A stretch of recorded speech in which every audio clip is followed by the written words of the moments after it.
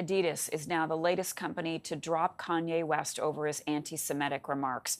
The company calling recent statements by West hateful and dangerous. Adidas had faced pressure to act, and Kanye West bragged that nothing he said could end their partnership. He's now been suspended by Twitter and Instagram and dropped by his talent agency, and he's lost multiple brand deals. His ex-wife, Kim Kardashian, joining the chorus of voices condemning his hate speech. Kim Kardashian saying, "I stand together with the Jewish community and call on the terrible violence and hateful rhetoric towards them to come to an immediate end." I want to bring in Shannon Burns, host on Virgin Radio, with more. Shannon, Adidas, Balenciaga, Creative Artists Agency, they've all dropped their partnerships with Kanye West. What does this mean for this star that once enjoyed so much success?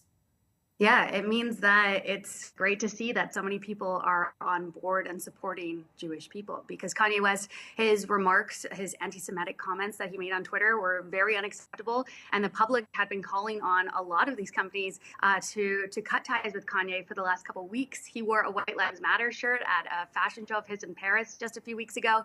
And ever since then, people have been calling on him. And then it led to these anti-Semitic tweets. So he did start to get dropped. And I think a lot of people are really just celebrating the fact that this isn't something that is tolerated, and that hate like this isn't tolerated at all. So Adidas is a company that we have really been keeping eyes on, because they did say that he was under review a couple weeks ago. We've been waiting on them to cut ties altogether since he was dropped by Anna Wintour, who's worked with from Vogue, his lawyer, his talent agency, stadium shows that he had planned. He had a documentary in the works that was canceled. So that was really the big company, since Kanye is worth 8% of the sales that they do with Adidas, makes a lot of money for the company. So we were really waiting on them, but so it's good to see that they finally dropped him. Yeah, and Adidas has also been under a lot of financial pressure as well. Their sales are down even before this Kanye West controversy. So clearly they were, really have to thinking this one through. What does all of this mean, do you think, for fans of his music, Shannon?